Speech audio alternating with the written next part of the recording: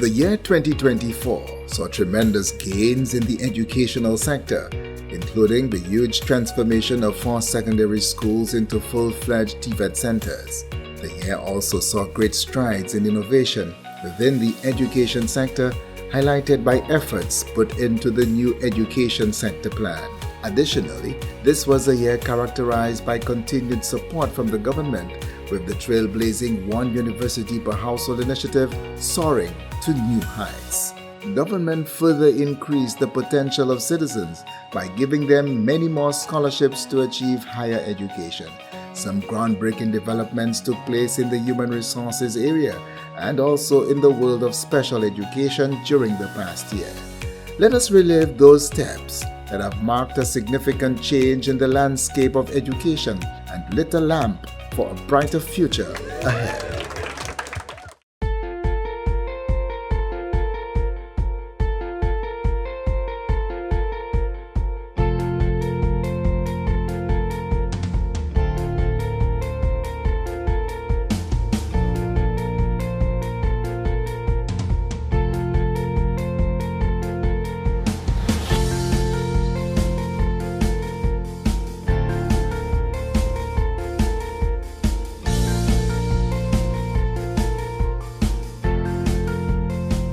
Staff and students of the Suffolk Comprehensive Secondary School expressed their appreciation for the construction of a temporary wing to house various technical and vocational classes. The arts and the skills have come together. They marry emotion with ability. And we take pride at SCSS in fulfilling our mission of ensuring the full development of each child through the collaborative effort of all stakeholders. Months after launching a digital content platform, the Ministry of Education through CAMDO engaged teachers in the effective use of the content for enhancing classroom instruction, including the area of Jolly Phonics. During the implementation of the pilot, there will be close monitoring. Support will be provided by the curriculum officers out of CAMDO. And at the end of the pilot period, there will be a post-pilot survey. Education Minister Honorable Sean Edward early in the year highlighted the importance of dialogue and buy-in with stakeholders within the education system in creating a harmonious environment for learning.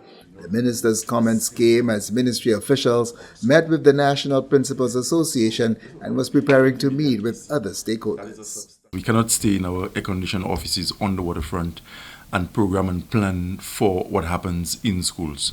The principals and the teachers, they are really the operational personnel in the system, and they are the ones who would give expression to a lot of the policies that we formulate as a government, as a ministry. And one of the things we agreed on that there's need for looking at a time frame where certain projects are accomplished within a period of time.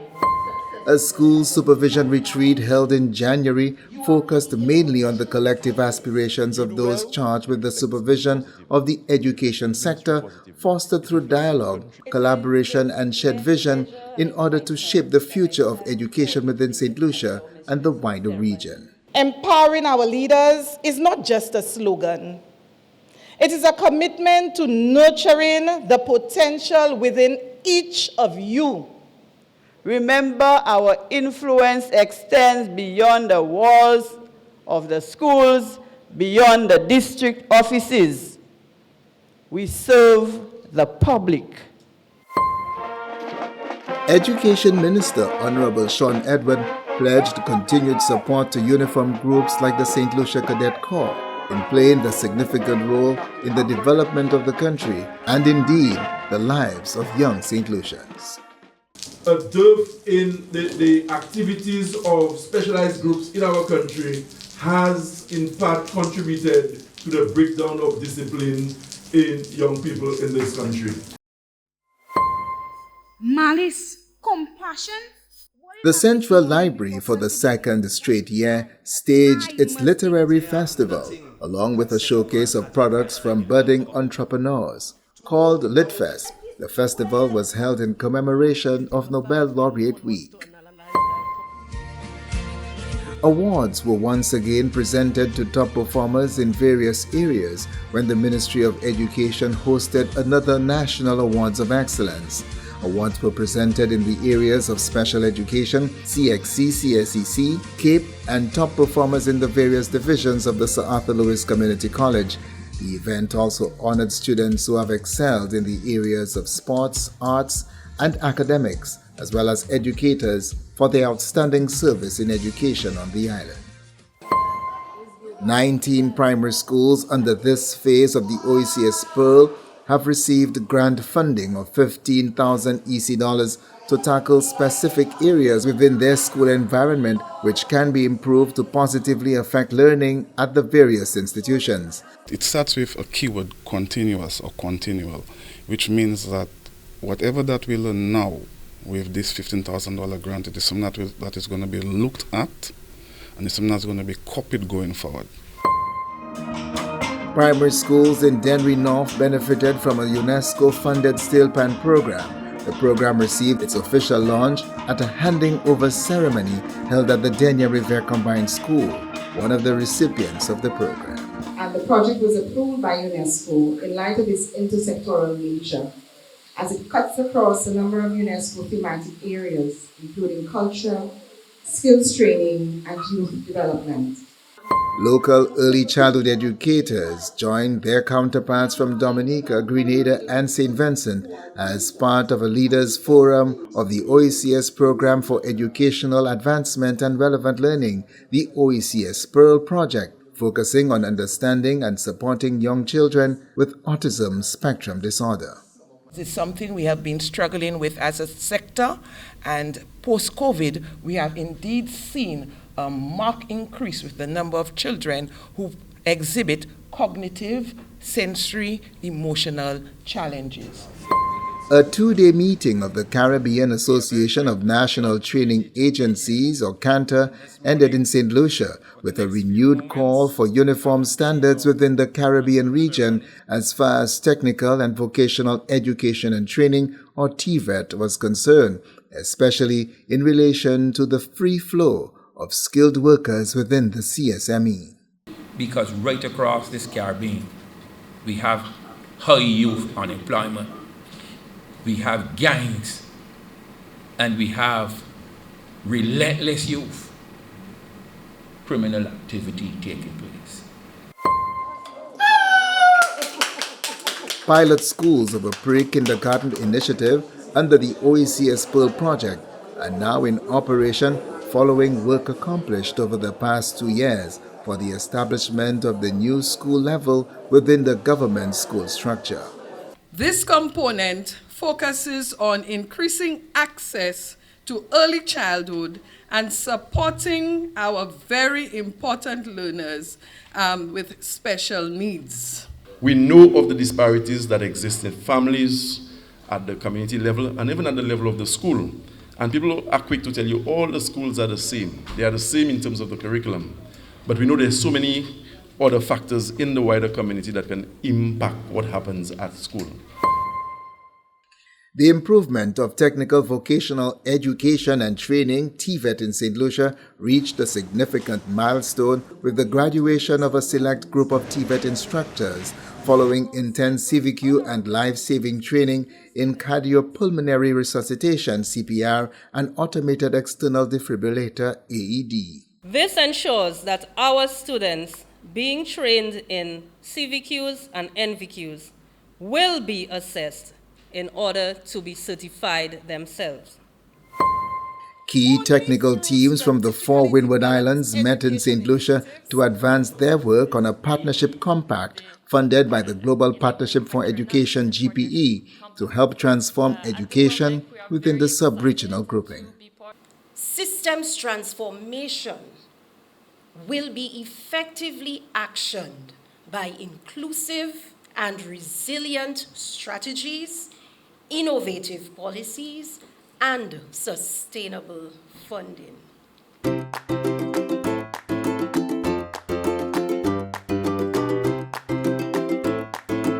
Special needs schools from across the island converged on the La Ressource playing field for a sports meet with a difference. The annual event organized by the Special Education Unit was held on Down Syndrome Day, bringing with it deeper awareness of the condition. It is a wonderful thing when children with special needs can engage in sporting activities. School does not only build the mind of a student, but it builds the body, it builds their coordination, it builds every aspect of them. Work to transform 4 secondary schools into full-fledged technical and vocational education and training TVET-centered schools was said to be progressing smoothly. TVET and plant and equipment units visited the 4 schools, namely Angers Secondary, Grand River Secondary, Prairie Secondary, and Stanley John Odler Memorial Secondary Schools. The students who will be attending those schools, or who are already attending some of these schools, they will be on a career pathway. So there will be solid support for them, both in terms of their training needs, training them towards occupational areas, as well as an emphasis on developing the whole child. We know that in recent years we've been facing some significant challenges with termites and termite infestation.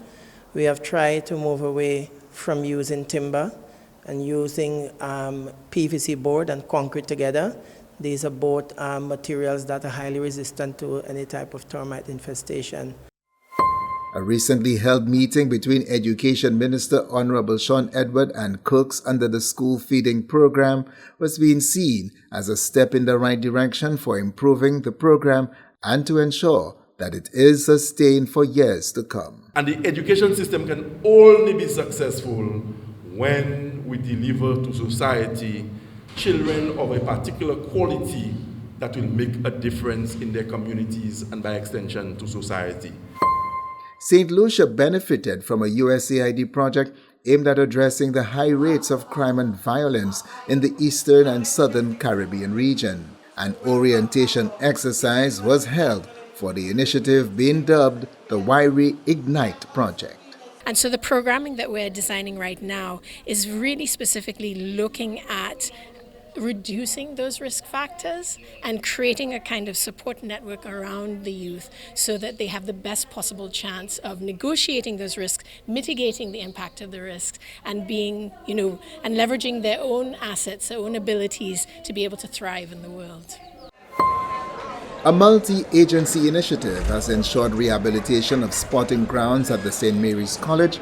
Funding for the project in the amount of just over $198,000 was sourced by MP for Castries North, Honorable Stevenson King. Of that total, $100,000 came from the government of the Republic of China, Taiwan, $68,500 from the St. Lucia Social Development Fund, $15,000 from the First National Bank, and $15,000 from the St. Mary's College alumni. A venture which seeks to increase vocational training opportunities for marginalized youth in St. Lucia has led to the construction of a catering and hospitality facility in Cul-de-sac for the Center for Adolescent Renewal and Education, or CARE, through the Government of India and the International Labour Organization, the ILO.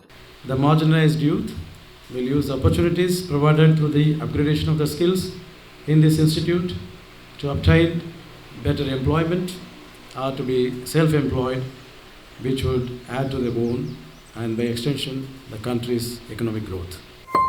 An increase in opportunities to develop technical skills in youth island-wide has been initiated through an accord between the Taiwan Technical Mission and the National Skills Development Center, the NSDC.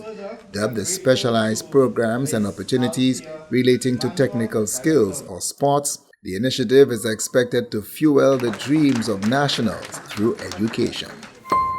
The exemplary performance of 3 young students who sat last year's CPEA exams has resulted in their selection for this year's presentation of scholarships by telecommunications provider Digicel. The 3 students, all children of employees within the education sector, were presented with $1,000 in cash, a mobile phone with 1 year of free data service, and a laptop computer. The continuation of the scholarship will be dependent on the performance of the students at their various secondary schools.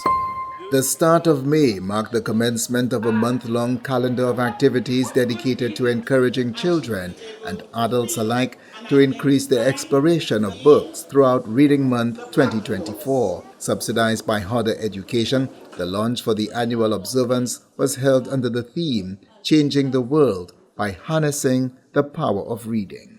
It can teach us empathy, challenge our assumptions. It can empower us to think critically and act courageously. It is a bridge that connects us to new ideas, distant lands, and different perspectives.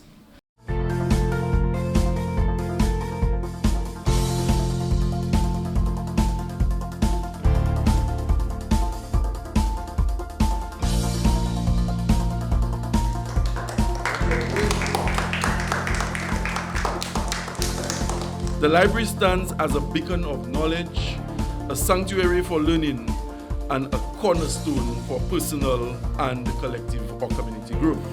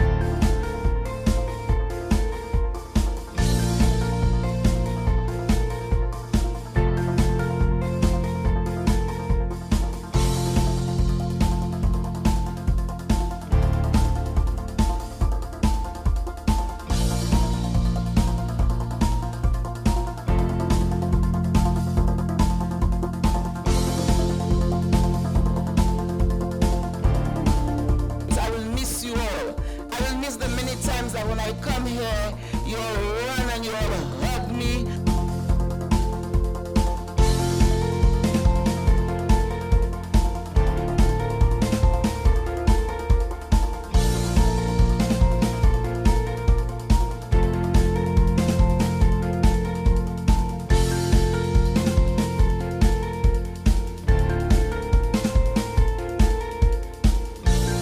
It is a camp where mathematics will now be perceived as being possible.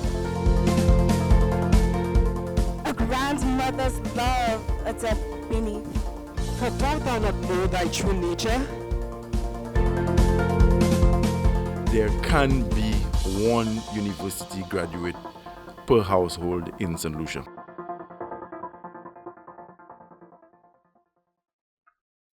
And now, let's take a look back at the happenings in the world of sustainable development for 2024.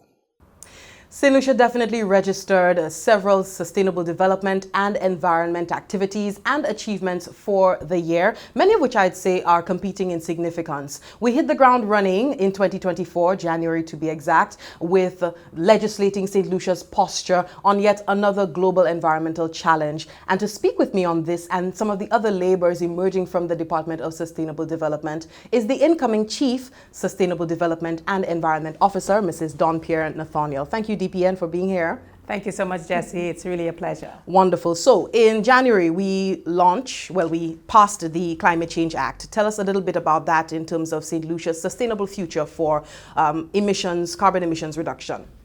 It was really good to have that act passed. It's been many years in the making.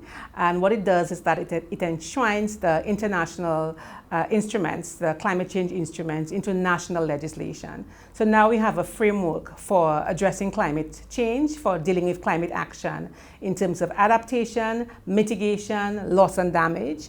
It has clear roles for the Department of Sustainable Development as climate change focal point, clear roles for the National Climate Change Committee as an advisory body for climate change. And it's really a model for the region. Wonderful. And speaking of climate, the National Adaptation Planning process, I know it continued this year with getting a shot in the arm from the Green Climate Fund, the project launched to help us really prepare and be ready for implementation of that. Tell us a little bit more about the activities and areas of focus. Yes, indeed, the National Adaptation Plan, the NAP, we have 8 areas of focus that stakeholders have decided are priority areas for St. Lucia. and we're able to set up the actions that are required in those areas. And we have 8 SASAPs, Sectoral Adaptation Strategies and Action Plans. We've actually done 5 of them in collaboration with the entities that are responsible for the areas of focus. And we now have a remaining 3 under this project, that is education, infrastructure and spatial planning, and tourism. And we will move right ahead next year with the other 2. So that puts us in a good place in terms of building climate resilience in those sectors. Further to the other aspects on the project to deal with areas such as the private sector, limits to adaptation, as well as dealing with coastal modeling and hazards, sea level rise and storms. Wonderful. And work has also begun on St. Lucia submitting a more ambitious nationally determined contribution for 2025 in 2024. Tell us about some of the activities so far in planning. Yes, we have had a number of consultations with stakeholders in terms of our NDC 3.0, our nationally determined contribution. Again, this document sets our tone in terms of what the country is planning to do in terms of emission reduction, but also in terms of adaptation. But more specifically, emission reduction, focusing specifically on transport sector as well as energy. And we want to be able to have an even more ambitious NDC than what was submitted in 2020. And we are working with a team from Climate Analytics to help us in managing this. And we expect to be able to make that submission in the first quarter of 2025. And we will be one of the first, or if not the first, for the OECS. I was about to ask. Wonderful. So moving on to the next climate matter, post-COP29 this year, we can touch a little bit on it, but it was definitely, our spirits were definitely lifted post-COP by the delivery of our St. Lucian delegation to the International Court of Justice in their arguments during the public hearings to ensure, in the hopes that we can have more countries who emit consequential, have consequential emissions, carbon emissions, to fairly contribute towards vulnerable countries, sustainable, small island developing states. Tell us a little bit about that argument going forward, led by our legal officer here at the Department of Sustainable Development. Tell us about that. Yeah, I was really proud to see them on that stage because, of course, we fight climate change on a number of levels. We fight climate change in terms of the Intergovernmental Panel on Climate Change, science. We fight climate change in terms of the United Nations Framework Convention on Climate Change and the Paris Agreement. Yes. That's technically and politically. And we're now able to fight it in the international courts. And we had our legal officer here, as well as 2 other female St. Lucian lawyers fighting in the International Court of Justice, and specifically looking at the area of how countries are obligated, their obligations in terms of protecting the climate system and the legal responsibilities as a result of the impacts. So the impassioned pleas, I hope, were heard, and they, along with other developing countries, and there were about 100 oral hearings during that period, really pushed forward, and we're looking forward to having the outcome of this hearing, which will be, again, in the first quarter of 2025. So really looking forward to that, and they did a really good job. Oh, wonderful. Before we wrap up this climate conversation, a climate-related project for St. Lucia, it really made huge waves, the Youth in Climate Change project for 2024. Tell us a little bit about that, spearheaded by our NDC in-country facilitator. That was really an underground project for us, working with the youth in St. Lucia. We were able to work with and train about 9 youth leaders in terms of understanding climate change and being able, therefore, to impart that knowledge in terms of climate change and the nationally determined contribution, the NDC, to the 26 secondary schools around the island. So they were able to deliver to some 800 students.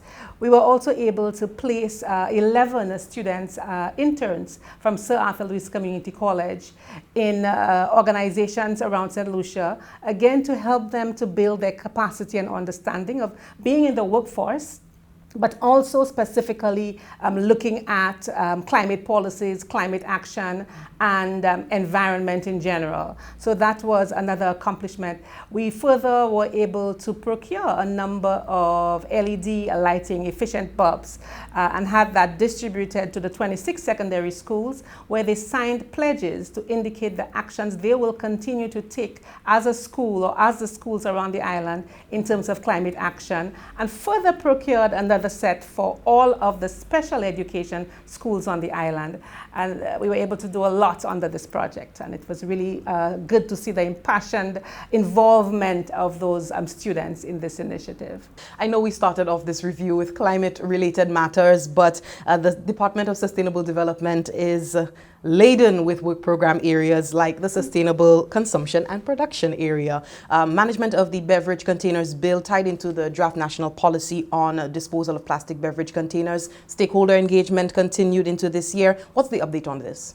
We are working specifically in the area of single-use plastics, and we were able to complete our national policy for the beverage containers, but also to have the beverage containers bill along with that policy. And all of that is looking towards being able to have better management of single-use plastics over time, really building on our efforts to date and being able to preserve our island in terms of all of the benefits that come with not having single-use plastics in the environment and all the health benefits associated as well. Wonderful. In oceans governance, the blue economy presents a transformative opportunity for small island developing states like St. Lucia. What has been the groundwork this year in capitalizing on this? We were able to have an initiative that is a Coastal Master and Marine Spatial Plan that was adopted by the Cabinet of Ministers this year. We had a number of interventions that we could be implementing, but we were able to zoom down to 15 of them in various areas, from climate resilience, distribution of wealth, economic growth, and so on. And we want to be able to use that plan to work with the OECS Commission and other partners to attract investment in those areas of the blue economy to take advantage of it, not only for environmental well-being, but also for economic well-being, for job creation, and so on. Wonderful. Our North and Southeast Coast projects, they fall under the Biodiversity Work Program area. Tell us a little bit about what happened this year for those. Biodiversity, of course, remains very important to us, plants, animals, their interactions, and so on. So we have the Northeast Coast Project and the Southeast Coast Project. They have a number of areas where we're looking at dealing with ecosystem management, but also rehabilitation. So looking at being able to provide food, being able to do sustainable agriculture, water conservation, flood and storm protection, carbon sequestration, for example. But also importantly, the aspect of the livelihoods is really significant for us for both of those areas. So for the Southeast Coast, for example, being able to work with the craft makers, being able to work with the small businesses in various aspects of food, whether you're talking about honey or local wines and so on, and the chocolates, for example, and really looking at how we can work with the communities in terms of taking the environment, dealing with the protection conservation aspect, but also delving deeply into livelihoods and sustainability. And the Department of Sustainable Development scope of work is certainly wider. Do take a look at some of these other highlights from this year. The government of St. Lucia demonstrated its commitment to maintaining the outstanding universal value of the Pitons Management Area PMA by incorporating the limits of acceptable change LAC policy into law. The PMA also commemorated its 20th anniversary, demarcated 50% of its boundaries, and revised its management plan this year. In 2024, the National Ozone Unit within the department continued successful phase-out of ozone-depleting gases, called HCFCs, by more than 78%. The unit also launched the Kigali Implementation Plan on World Ozone Day. Through this plan, the Ozone Unit joins the climate fight to phase out HFCs, a group of greenhouse gases that have been relied on to replace ozone-depleting substances but contribute to global warming. And finally, the Supporting the Shift to Electric Mobility in St. Lucia project was launched in October. This initiative will accelerate the introduction of electric transport in-country, including the government's own fleet. And this has been the roundup of 2024 for the Department of Sustainable Development. 2,049 students sat this year's Caribbean Primary Exit Assessment or CPEA examinations. With examination centers dispersed at multiple secondary schools on the island, Chief Education Officer Beverly Diodoni visited separate locations ahead of the start of exams. More than 700 comments and suggestions were received. The third phase of the equip-led stakeholder engagement concluded, and with it the overall public consultation that was a part of the thorough re-examination of St. Lucia's Education Act. These provisions in this further updated iteration of the bill should enable the following, and we spoke about one, the expanded age range for education, expanded support for learners with special needs, an assets-based approach to education which builds on students' strengths rather than identifying and treating deficits. Preparation for this new academic year was made easier for students residing in the Mabia Valley as their parents and guardians received monetary support on their behalf to purchase books and supplies. While a summer camp hosted by the St. Lucia TVET Council proved a source of education and entertainment for students in the Mabia Valley, the 2-week initiative sought to expose students to new skills while highlighting potential career paths. Stellar performance in educational pursuits proved a deciding factor in the selection of all 54 nationals who will complete studies abroad through scholarship programs, of which 14 are from Cuba, 35 from Taiwan, and 5 from Hungary. I am extremely pleased as the Minister of Education, given where we are at as a country in terms of the higher education agenda that we are pushing in St. Lucia today. Our government places a premium on training and education. Institutions of higher education operating in St. Lucia will now be subjected to an additional layer of scrutiny following the launch of the National Accreditation System. Implementation ensures students are able to be educated by institutions meeting internationally recognized standards of operation. Any certificate awarded by a post-secondary training institution operating in St. Lucia is evidence that the awardee has received this certificate through transparent processes. The Ignite Learning Business by Doing Business project ended with a graduation ceremony, a multi-phase initiative. 48 participants completed the 6-week-long Getting Ready phase, the first in a series of implementation stages. The Ministry of Education, through the Curriculum and Materials Development Unit CAMDU, held its 6th annual Physical Education and Sports Conference at the St. Lucia Sports Academy under the theme, Attaining Sustainable Development Goals Through Physical Education and Sport. Education Minister Honorable Sean Edwin called a meeting with ancillary staff, namely caretakers, watchmen, and janitors, to express his appreciation for the work they do and to discuss the challenges they encountered in performing their duties with a view to finding ideal solutions, much to the benefit of the education sector. An introductory meeting between the members of a newly elected executive body of the St. Lucia Teachers Union, Minister for Education Honorable Sean Edwin, and other ministry officials was hailed by representatives of both parties as a success. We have brought to the fore many of the teachers' issues, many of the challenges that they face, and we are working with the Ministry of Education to ensure that with the reopening of school, that our teachers are working in safe and healthy environments, that their needs are being addressed. The concerns are shared, the SLTU and the leadership of the Ministry of Education. And what is very important in all of this is that a lot of the budgetary requests we would have put through to the Ministry of Finance, they have been favorably considered by the Prime Minister, and I'm very excited with the ensuing academic year.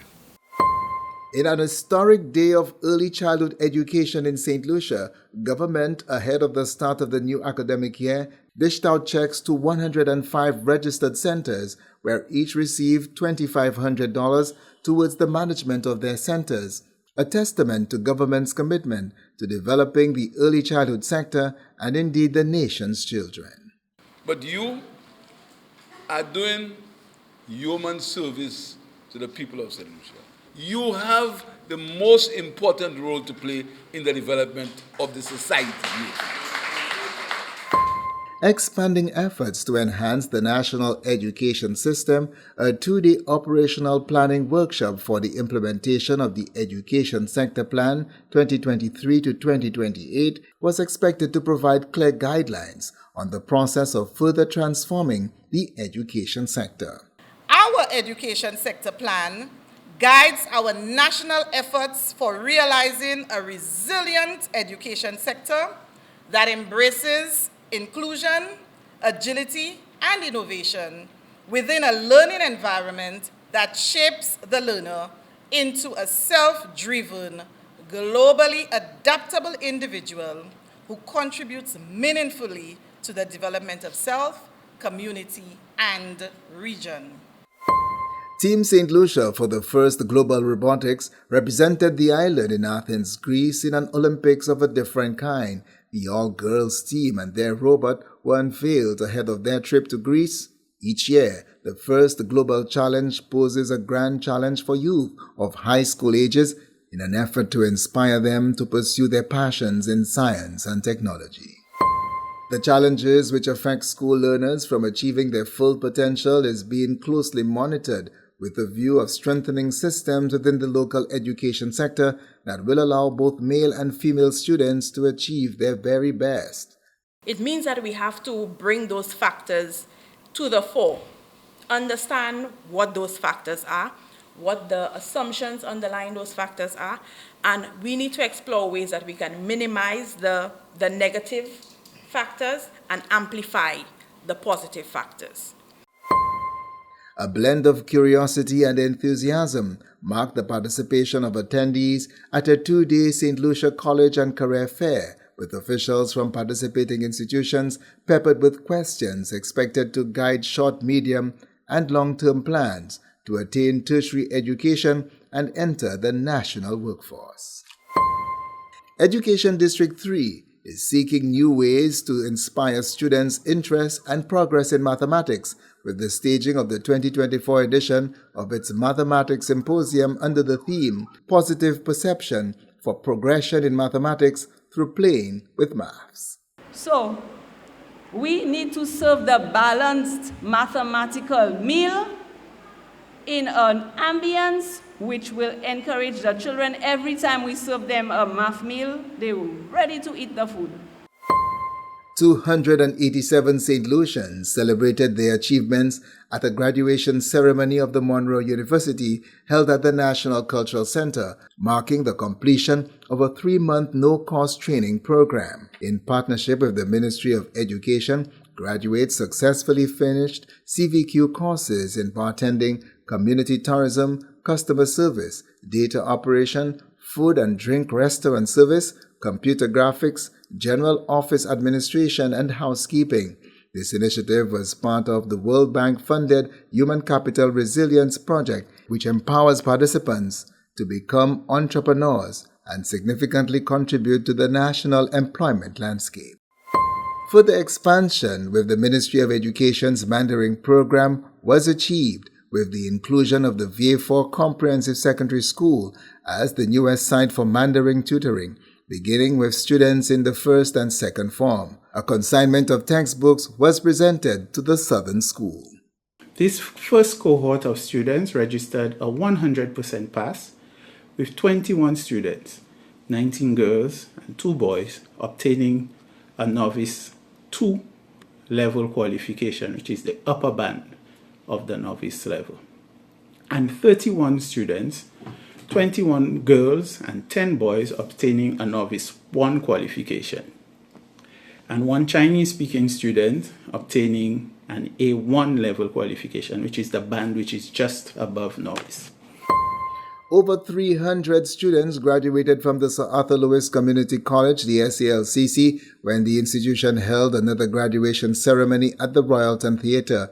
Education Minister Honorable Sean Edwin commended the college for producing quality model citizens that will enter the world of work to help develop and advance the country.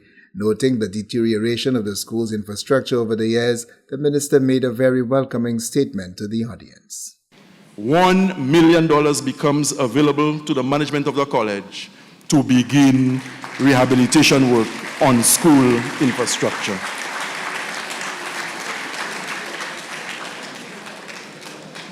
And this is apart from the roughly $20 million that the government makes available to the college to run its affairs for an academic year.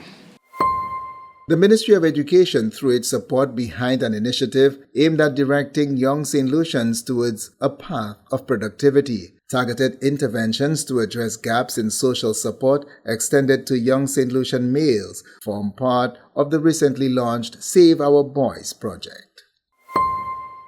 In a significant step towards expanding vocational training opportunities in St. Lucia, the Center for Adolescent Renewal and Education Care officially opened its new catering and hospitality block. This facility is a pivotal development in the upgrading of St. Lucia's capacity to provide impactful vocational training for marginalized youth project initiated in 2018.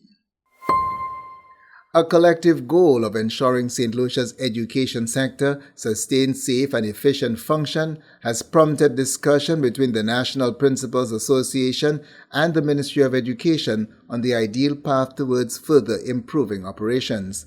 The meeting, led by Education Minister Honorable Sean Edward, brought together top ministry officials and the NPA's new leadership to discuss pressing challenges in schools across the island and solutions structured to address them. For the first time, special education needs and disabilities will be addressed by a policy document expected to standardize how the sector is addressed. St. Lucia's Special Education Needs and Disability Policy will guide the administration of resources, management, processes, and procedures to ensure that all children will have equal access to education and the opportunity to achieve success. One of the beautiful things about the way the policy was designed is that it gives consideration to other stakeholders beyond personnel in education who can support the overall success of students. Because you may have a child who has no academic difficulty, but may have difficulty with other resources and may have welfare needs, may have psychological needs, may have medical needs, all of these that can potentially threaten the academic success of the child.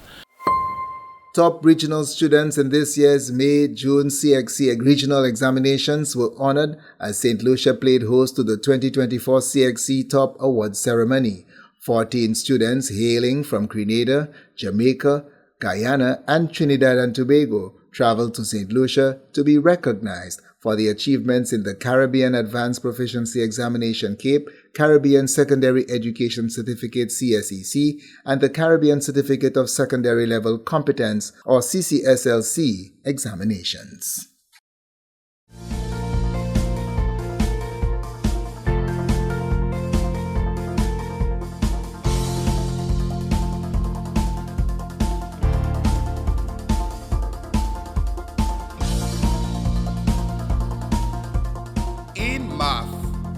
Every problem has a solution.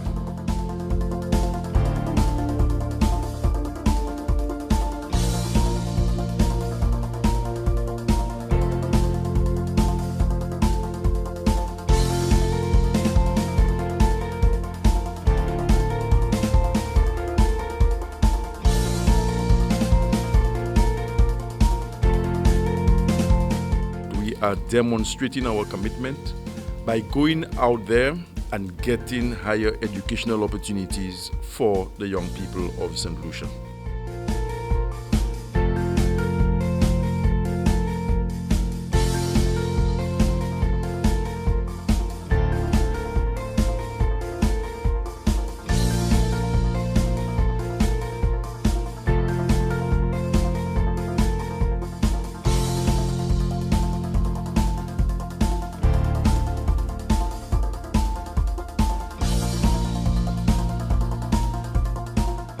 Have stepped into a realm of knowledge and skills that will empower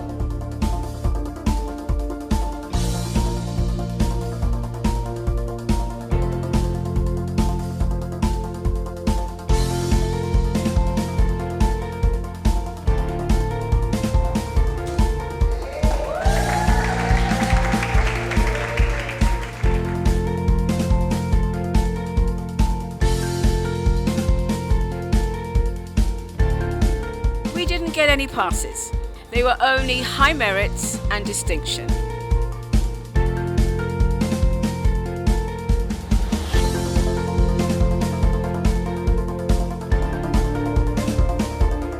Essentially, it's a convention that seeks to protect and safeguard our intangible cultural heritage.